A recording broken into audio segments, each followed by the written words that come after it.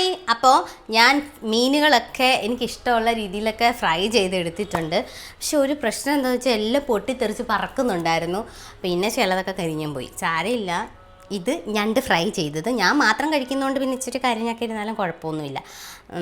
ഞണ്ട് ഫ്രൈ ചെയ്തത്, ഇത് ചെമ്മീൻ ഫ്രൈ ചെയ്തത്, ഇത് നമ്മുടെ ഞാൻ പറഞ്ഞില്ലേ നെയ്മീൻ്റെ കുഞ്ഞാണെന്ന് തോന്നുന്നെന്ന്, അത് ഫ്രൈ ചെയ്തത്. നമുക്കെല്ലാം ടേസ്റ്റ് ചെയ്ത് നോക്കിയാലോ.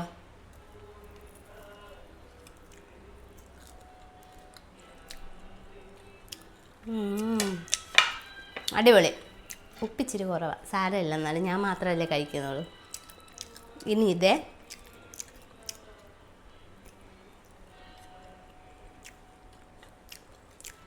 കൊള്ളാം.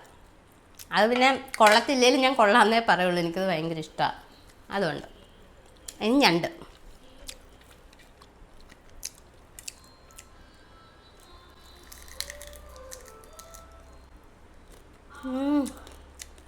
അടിപൊളി അമ്മ, നല്ല ടേസ്റ്റാണ്, സൂപ്പറായിട്ടുണ്ട്.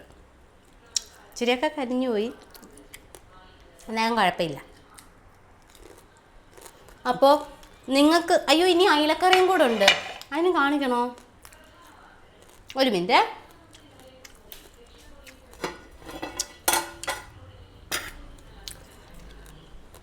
ഇതാണ് നമ്മുടെ അയലക്കറി. അയല കുടംപുളിയൊക്കെ ഇട്ട് മുളകിട്ട് വെച്ച അയലക്കറി. ഓക്കെ. അപ്പം എല്ലാം ഞാൻ പല രീതിയിലാക്കി വെച്ചു. നിങ്ങൾ വിചാരിക്കും എന്നാ റീറ്റ് ചെയ്തതെന്ന്. ഒന്നുമില്ല, ഇതിനകത്ത് നല്ല ഇച്ചിരി എടുക്കും, ബാക്കി എടുത്ത് ഞാൻ ഫ്രിഡ്ജിൽ വെക്കും കേട്ടോ, നാളെയൊക്കെ ആയിട്ട് കഴിക്കാൻ വേണ്ടിയിട്ട്. അമ്മ ഫുഡ് കഴിച്ചുകൊണ്ടിരിക്കുന്നു. അപ്പം അടിപൊളിയായിട്ടുണ്ട്. പിന്നെ ഞാൻ ഒരു യൂട്യൂബ് ചാനൽ തുടങ്ങിയിട്ടുണ്ട്, ശ്രീകുട്ടി എസ്. എൻ്റെ ഒറിജിനൽ പേരാണ് യൂട്യൂബ് ചാനൽ കൊടുത്തിരിക്കുന്നത്. അപ്പോൾ എല്ലാവരും എന്നെ ഒന്ന് സപ്പോർട്ട് ചെയ്യണേ.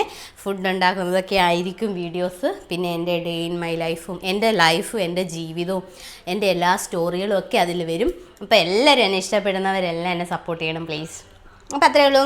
ബൈ.